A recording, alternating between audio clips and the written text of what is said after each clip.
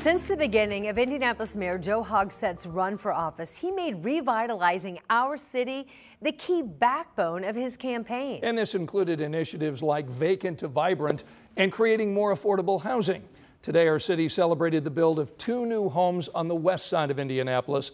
But the question remains, has the mayor kept his promise on tackling our city's vacant housing issues? Our Chase Howell went to that ribbon cutting today just to ask that question, and now joins us live in studio with an update on a promise that the mayor made years ago. Chase? Anne-Marie, Scott, in 2017, the mayor stood here in front of this rundown home in the Riverside neighborhood as it was being demolished. This came days after Hogsett, who was a relatively new mayor at the time, announced 2,000 homes to be revamped or demolished in 2 years.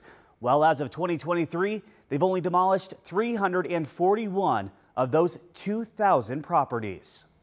We want to see homes rehabilitated, but frankly, this is a good example of no one is going to be able to purchase this home and rehabilitate it. So that was the mayor a month after his April 2017 State of the City address, standing in front of an abandoned home being demolished. Fast forward to 2024, we've seen 2 men killed at a vacant home on Leland Avenue known by neighbors to be a flop house. A week later, 3 vacant homes were destroyed after IFD says they were set on fire. The 2 homes now reduced to their foundation. The Department of Business and Neighborhood Services say had several complaints, including squatters. Wednesday afternoon, I went to a ribbon cutting Mayor Hogsett attended to address how he's tackling the city's vacant properties. We recognize that this is a multifaceted problem that requires multifaceted solutions. And while he recognized issues vacant houses pose, he failed to comment on why we're seeing him fall short on his 2017 promise of demolishing 2,000 vacant homes due to a meeting, per a spokesperson with his office. So I went up to him myself. Here's what happened. Hey, Mayor. Mayor, can I ask you a quick question? Yeah. Just when you get a moment, just over here. Yeah, 1 second. Can we find out? Why not today? I didn't see the mayor again after that. As for addressing the ongoing issue of vacant homes and the owners who are only identified as LLCs, Representative Chairs Pryor says we need more transparency in consequences. If it's a continual problem and if it's the same company that continues to do it, even at different locations, they should be made to pay.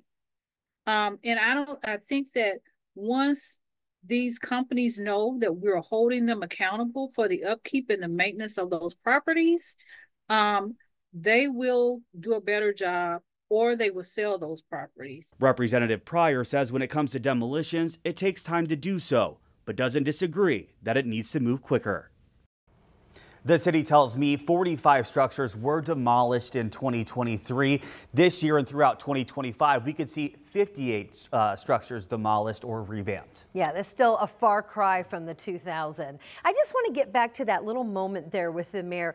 Why were you told that he was ushered away like that and not coming over to your camera for more of a conversation? So I spoke to a spokesperson before that, and she said that he wasn't going to be available, but he was there signing a sign saying that he was here at this debut of these beautiful new homes. Housing, yeah. And so I just thought, let me go ask him. He's just sitting there. And then, as you saw, a spokesperson came up and kind of pushed him away to the side of the home, and I just never saw him again. Yeah. Okay. Well, hopefully we'll hear back about where we are on track to that promise that was made back in 2017. Keep an eye out for us, Chase. Thanks. Thank you, Chase. Thanks.